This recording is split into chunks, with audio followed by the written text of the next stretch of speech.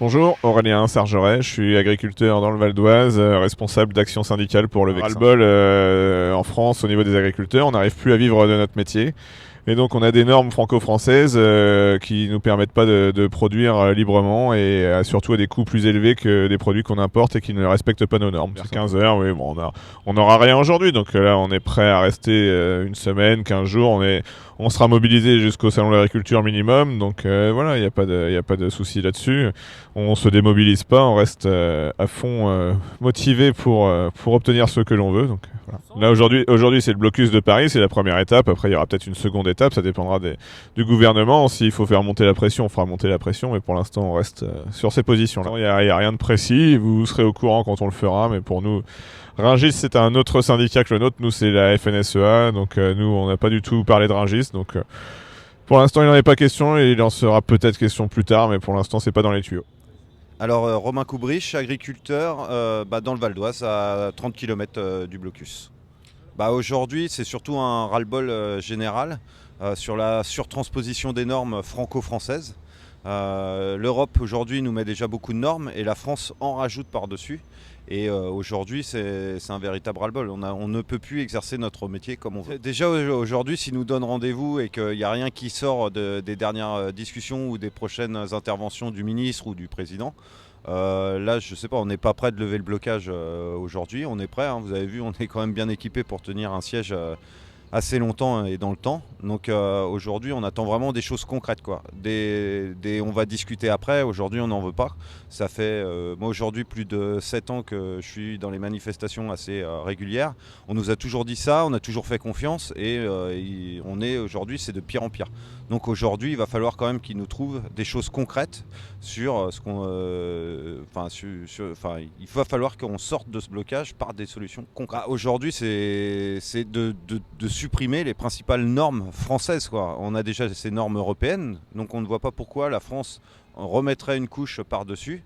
Et pour nous, ça nous fait une distorsion de concurrence terrible pour nos produits, quoi. C'est pour ça qu'aujourd'hui, tous nos produits sont plus chers que la majorité des produits européens. Et nous, on ne peut pas produire à la même valeur, quoi. Donc c'est pour ça qu'on voit des différences de prix dans des supermarchés aujourd'hui, avec les produits français beaucoup plus chers. Et les consommateurs, avec l'inflation, aujourd'hui, se détournent de nos produits et achètent des produits à leur base de revenus, quoi, suivant leurs revenus, quoi. Aujourd'hui on est arrivé que d'hier, donc pour l'instant nous il y a pas de, on reste sur un blocus pacifique. On n'est pas là pour embêter les franciliens. Nous ce qu'on veut c'est que ça se passe le plus gentiment possible. On n'est pas là pour tout casser aujourd'hui, mais bon, il va falloir quand même que le gouvernement nous écoute, au moins qu'il nous sorte des solutions, puisque après, on ne sait pas ce qui peut se passer. Aujourd'hui, on est vraiment dans une solution à essayer de trouver des solutions pacifistes avec le gouvernement. Pour l'instant, non, rien n'est prévu. Aujourd'hui, on tient le blocage et on verra bien sur les prochaines annonces du ministre qui vont arriver là normalement en milieu d'après-midi. On verra bien. Aujourd'hui, on tient le blocage et il n'y a pas d'autres d'ordre qui ont été donnés aujourd'hui.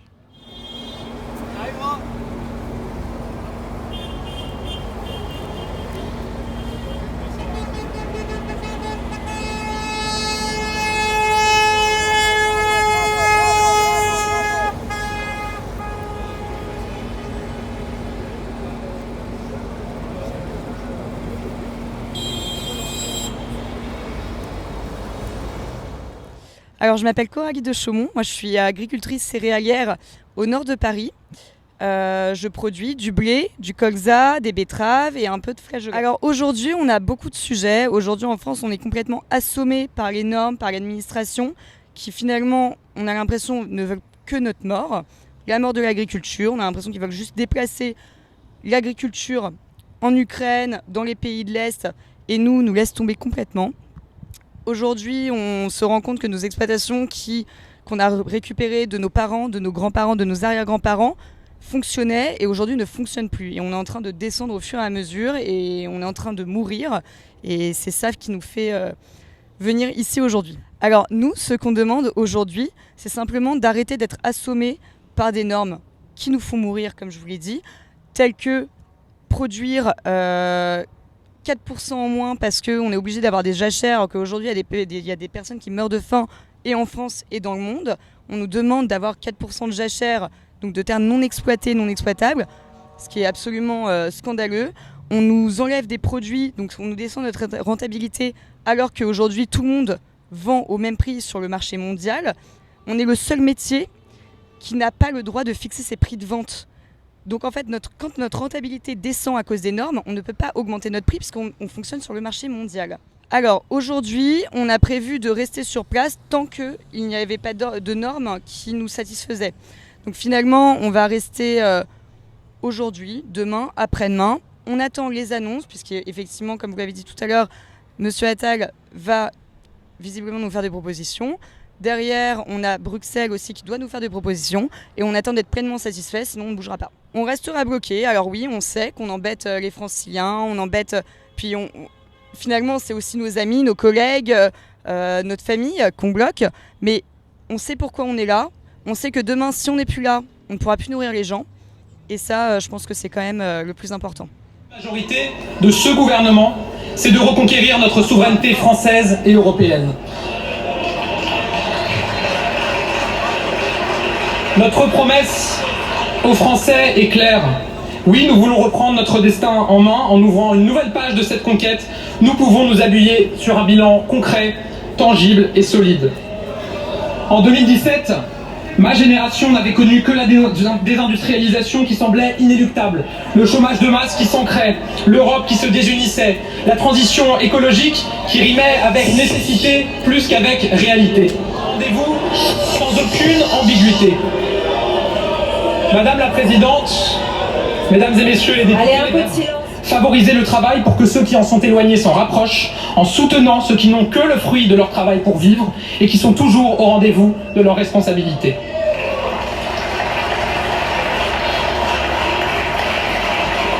Mon cap est clair, c'est celui de la souveraineté et de l'indépendance à l'échelle individuelle, nationale et européenne. Ma méthode est claire, elle reste la même. Dire les choses, dire la vérité même quand ça fait mal, même quand ça nous conduit à remettre en cause nos propres décisions. Dire la vérité donc et agir vraiment, agir maintenant. Madame la Présidente, Mesdames et Messieurs les députés, parler aux Français, c'est au fond entendre 4 appels à l'action. Pour le travail, pour qu'ils payent mieux et toujours plus que l'inactivité, partout et pour tous. Pour nos services publics, pour qu'ils soient accessibles et de qualité, partout et pour tous. Pour l'autorité, le civisme, le respect des droits et devoirs, partout et pour tous. Pour un environnement plus respirable, partout et pour tous. Et je veux l'affirmer, nous n'avons pas renoncé aux grandes conquêtes et à la création de droits nouveaux. Mesdames et Messieurs les députés, pour le travail, pour nos services publics et le rétablissement de l'autorité dans notre société, pour la transition écologique, nous partons aujourd'hui d'un bilan solide. Derrière le cap fixé par le président de la République, nous avons multiplié les actions et les réformes.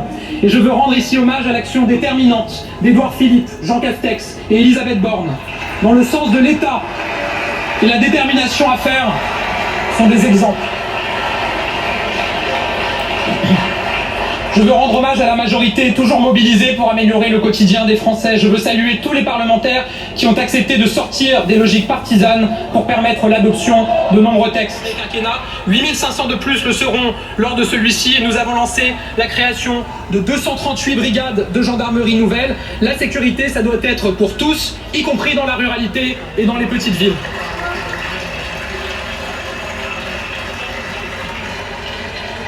Depuis 2017, pour la planète, nous avons préféré aux grands mots les vrais actes. Nous agissons. Et nous agissons plus qu'aucune majorité avant nous. Avant 2017, les émissions de gaz à effet de serre baissaient d'1% en moyenne en France. Dans le premier quinquennat, elles ont baissé de 2% en moyenne en France. L'an dernier, sur les 9 premiers mois de l'année seulement, elles ont baissé de près de 5%. C'est le crédit de notre action sur la transition écologique. Et conformément à l'engagement du président de la République, nous avons désormais une stratégie complète, secteur par secteur, territoire par territoire, la planification écologique. Nous nous donnons les moyens de réussir et nous investissons cette année 40 milliards d'euros pour la transition écologique. Madame la Présidente, Mesdames et Messieurs les députés, nous avons beaucoup fait, mais il reste encore du chemin. Alors avec mon gouvernement, je suis prêt, je suis déterminé. Nous devons répondre aux inquiétudes de la classe moyenne et faire en sorte que ceux qui vont travailler puissent vivre dignement de leur travail et gagnent toujours plus que ceux qui ne travaillent pas.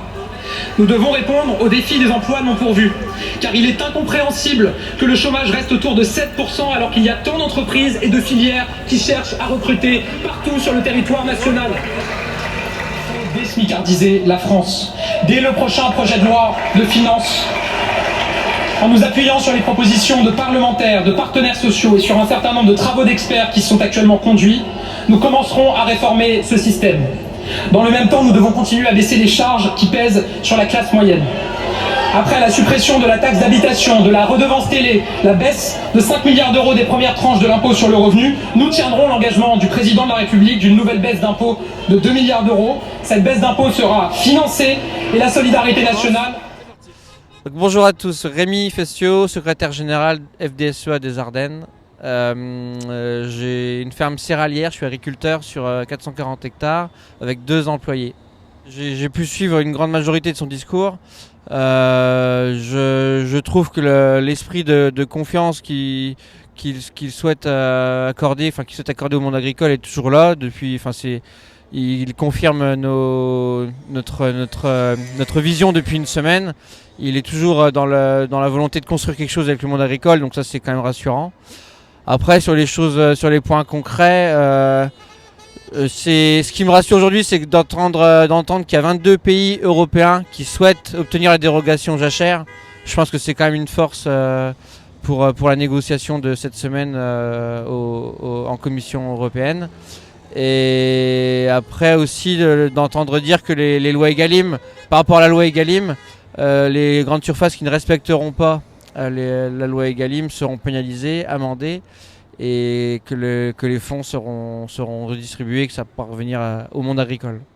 Je pense que l'ambiance reste bonne. On n'a pas entendu de sifflet des collègues. On est quand même à l'écoute de ce qui se dit. Par contre, en termes de rémunération et même j'ai envie de dire au niveau emploi, au niveau main d'œuvre, on est toujours encore sur l'incertitude des aides qu'il va amener et comment il va réussir à débloquer le manque comment il va réussir à contrecarrer les 30% d'agriculteurs qui vont partir en retraite d'ici 5 à 6 ans pour soit remplacer en main d'œuvre, soit en transmission avec des jeunes qui s'installent. Alors à l'heure où je vous parle, le blocage est maintenu. L'objectif de tenir jusque vendredi est toujours là. Bon, je pense que le prochain point, c'est l'intervention d'Emmanuel Macron à Bruxelles pour débloquer la problématique jachère. Et donc, suite à... le blocage est maintenu jusque vendredi, ça c'est sûr.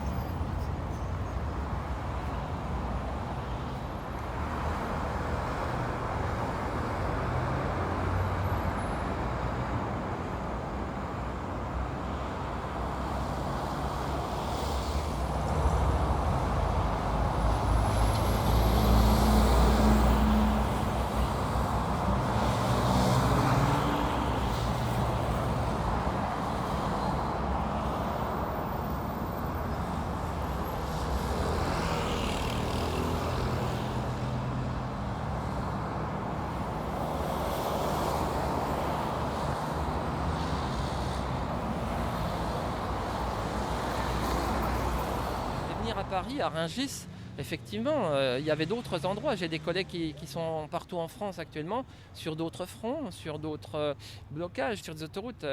D'ailleurs, j'en profite pour dire à mes concitoyens que je suis désolé si des fois ils ont subi de la gêne sur les axes pour circuler, parce que c'est pas du tout notre volonté. Nous, ce qu'on veut, c'est faire passer un message, mais c'est ça ou la mort du métier et de la profession. Donc, Vous pourriez juste rappeler votre nom et votre poste dans la coordination rurale? oui, je m'appelle Frédéric Ferrand, je suis simplement membre de la coordination rurale de Haute-Saône. Vous pouvez appeler Ferrand? Ferrand, c'est F-E-2-R-A-N-D. Ça représentait un endroit, un lieu où on nous a dit vous n'aurez pas droit de citer. Et on y est. Donc il faut vraiment savoir que dans la vie, le tout est possible.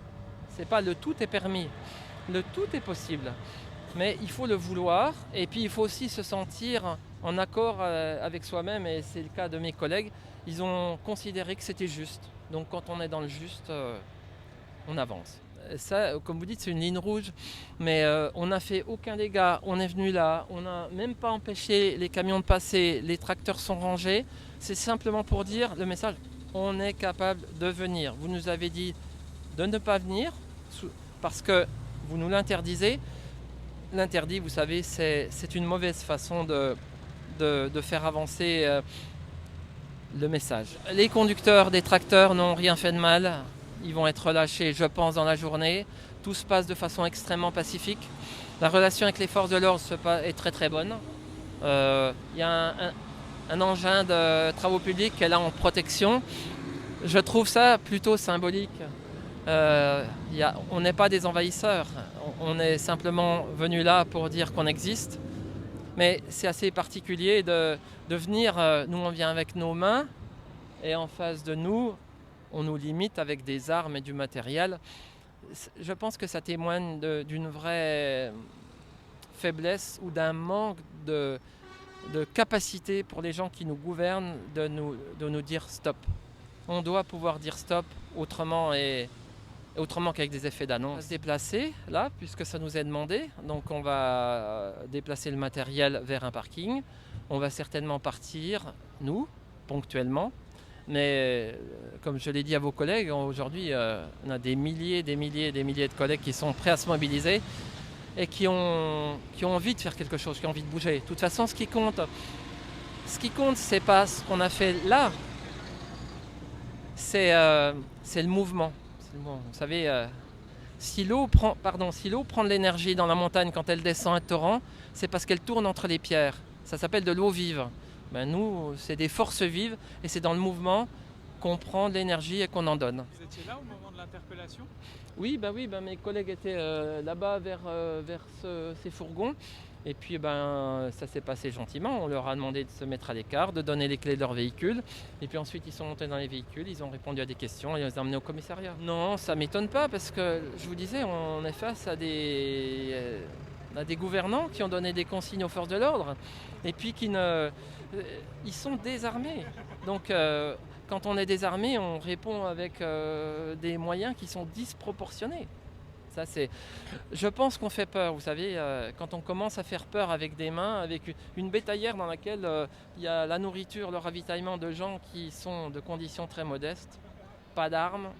Quand on fait peur comme ça, c'est que vraiment il y a beaucoup de choses à remettre à plat et en ordre dans la société. Pourquoi ce choix de Rungis? C'est stratégique, c'est emblématique, c'est médiatique, c'est un lieu de marché. Donc là, on peut assiéger Paris pour faire comprendre que la nourriture vient de l'extérieur. Et puis, Rungis, c'est un endroit où il se fait de la plus-value sur la vente des produits. Même si, comme je l'ai dit à vos collègues, la grande distribution fait aussi transiter les marchandises qui prennent de la plus-value dans les centrales d'achat. Donc voilà, là on est juste dans cette action pour symboliser le problème et puis de l'agriculture avec des revenus qui sont trop faibles parce que des intermédiaires en profitent et se mettent toute la marge dans la poche. Et ça, c'est pas admissible. Nous, on avait dit qu'on viendrait à Rungis, on est à Rungis et on va voir ce qu'on fait maintenant. Hein. L'idée c'est de bloquer? Ah, bloquer, pas forcément bloquer, non, nous, on va voir là, on attend la suite. Et vous êtes les premiers alors? Ah, là, je sais pas. Non, pour le Là, il y a des collègues qui sont là. Non, je veux dire de ceux qui sont venus d'Agen. Est-ce que Mais oui, non, mais nous, ce matin, on est partis chacun pour soi parce qu'ils ne voulaient pas nous laisser passer, alors... Et les autres, vous savez s'ils sont loin? Pas du tout pour le moment. Ok, donc vous avez bon espoir qu'ils arrivent tous? Mais pourquoi ils n'arriveraient pas? Moi, je suis là, pourquoi les autres ne seraient pas là? Et qu'est-ce qui fait que vous êtes toujours en colère puisque le gouvernement a quand même donné des concessions ou c'est... Quelle concession? Je sais pas, dites-moi, je sais pas. Bah, ils sont prêts à payer tout ce qui est tout ce qu'ils doivent pour le cap avant le 15. Ils sont sympas, ils sont prêts à nous payer ce qu'ils nous doivent. Ça, bravo. Et ils sont en train de dire que par exemple pour la jachère, ils vont pouvoir... Eh bien on attend de suspendre. voir ce qu'ils vont dire. A priori, mes représentants sont reçus cet après-midi. Je sais pas. On verra. Mais pour le moment, c'est pas suffisant. Pour ce qu'ils nous avaient annoncé jusqu'à hier. Non, mais nous donner ce qu'on nous doit, c'est sympa. Hein. Et je vois qu'il y en a qui disent attention, si on ne vous laisse pas passer, ça pourrait devenir violent. Est-ce qu'à un moment donné, la police doit laisser les tracteurs passer? Mais je vois pas qui vous dit que ça deviendra violent. Nous, on n'est pas là pour chercher la bagarre, nous, on est là pour se faire entendre. C'est tout, hein.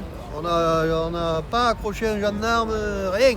Et vous comprenez que vos collègues, il y a une dizaine qui ont été arrêtés ce matin en tracteur? Aucune idée, je sais pas. Vous venez de quel coin? D'Agen. Ah, vous êtes le coin d'Agen? Oui. Vous êtes en train d'arriver? Ben, moi, je suis arrivé. D'accord, ok, parce que vous avez été répartis sur éclatés en 4 mois différents, non? Oui, ce matin, on est parti un peu chacun pour soi. D'accord. Ça vous fait pas peur, une garde à vue, une interpellation? Une garde à vue pour entrave à la circulation comme vos collègues ce matin, pour l'instant? Moi, j'ai pas l'intention d'entraver la circulation, mais si vous me faites stationner, s'ils me font stationner à un endroit, il n'y a pas de souci. Hein. Vous avez roulé pendant combien de temps, du coup? 2 jours, 3 jours? Bon, on est parti lundi. Et sur la route, il n'y a pas de tension avec les forces de l'ordre, hein, c'est important de le dire? Les forces de l'ordre nous ont arrêtés, tout a été négocié, on a attendu, des fois longtemps, on est toujours reparti. Non, pas de souci. Les gens applaudissaient, donc nickel. Merci. Bonne journée. Je peux avoir votre nom, s'il vous plaît? Jean-Baptiste Jean-Baptiste. Chemin, CHEMIN. Et vous avez quel âge?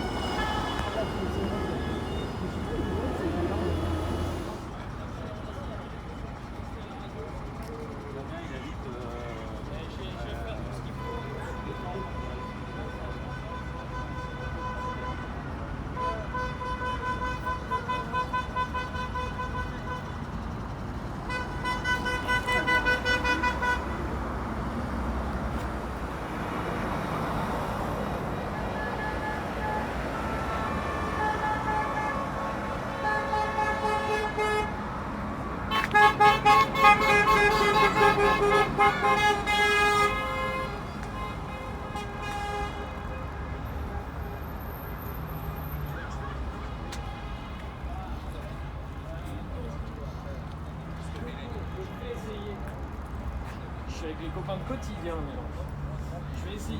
Ouais. Je vais essayer.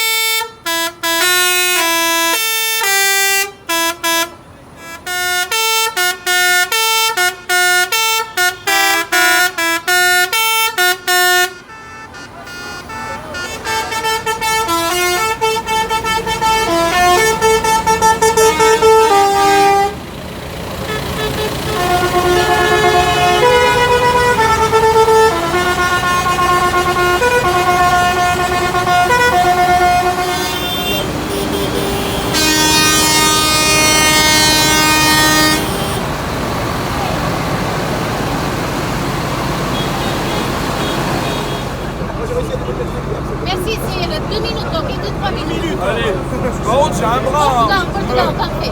Ah, il est costaud. 2 minutes, je suis gars, là.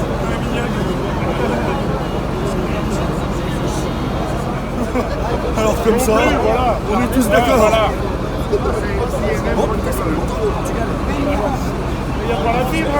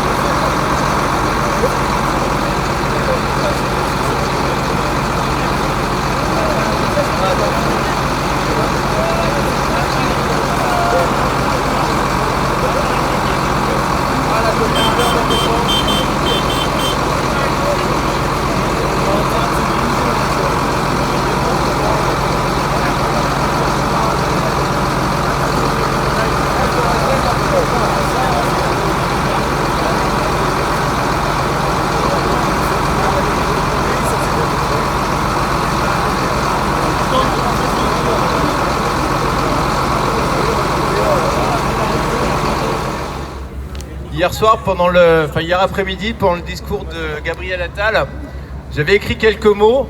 J'ai pas eu le temps de vous les dire, je vais les dire ce soir. Je sais pas si vous avez été convaincus, vous, par le discours de Gabriel Attal de politique générale. Moi, non. J'ai vu sur vos visages le désespoir de ceux... Pardon, je lis, mais je sais pas lire. Je lis sur vos visages le désespoir de ceux qui ne se nourrissent plus de beaux discours. 15 minutes d'abord, à se satisfaire de ses propres mots. Ponce Pilate n'aurait pas fait mieux. Mais est-ce que les éleveurs chantent des chansons à leurs poules pour qu'elles pondent des œufs? Est-ce que les céréaliers lisent des poèmes devant leurs champs de blé pour qu'ils fassent des talles? Est-ce que les agriculteurs biologiques citent Prévert devant leur hangar pour que les Français aient les moyens d'acheter leurs produits haut de gamme?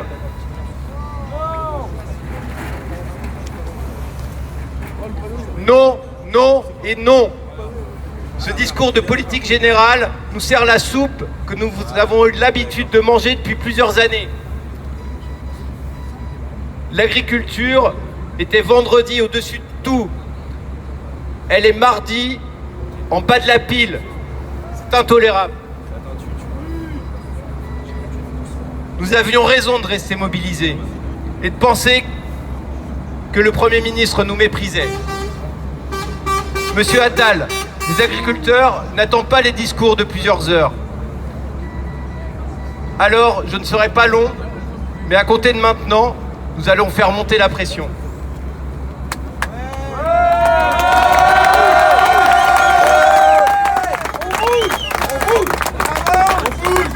Monsieur Attal, vous entendrez les klaxons de nos tracteurs jusqu'à Matignon. Et ceux des automobilistes aussi qui nous soutiennent. Mes amis, une autre étape de notre mouvement doit s'organiser. Oui, ça c'est vrai ça. Ah oui, on bouge. Maintenant que j'ai fini avec ce que j'avais écrit, je pense qu'on attend de nos responsables syndicaux, nationaux, départementaux et locaux, Bon, rien. qui nous disent que le gouvernement leur a dit, droit dans les yeux.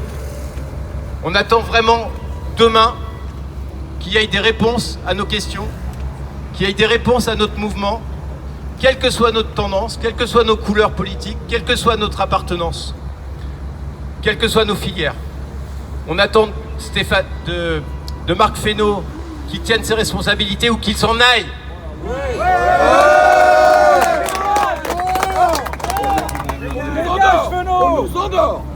L'agriculture, ce n'est pas la variable d'ajustement de la politique d'un gouvernement. L'agriculture, c'est nos vies, c'est nos familles, c'est nos enfants, c'est notre énergie. Excusez-moi, je suis ému. C'est normal.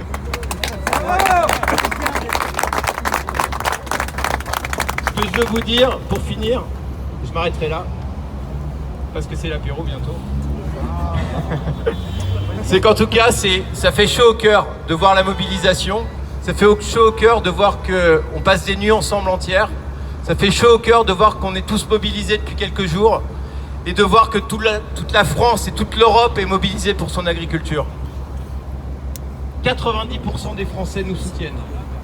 Si ça, c'est pas des preuves d'amour, elles sont plus fortes en tout cas que celles d'Gabriel Attal.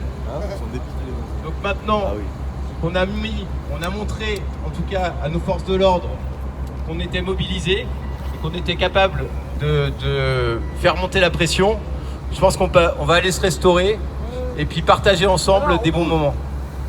Parce que c'est ça l'agriculture.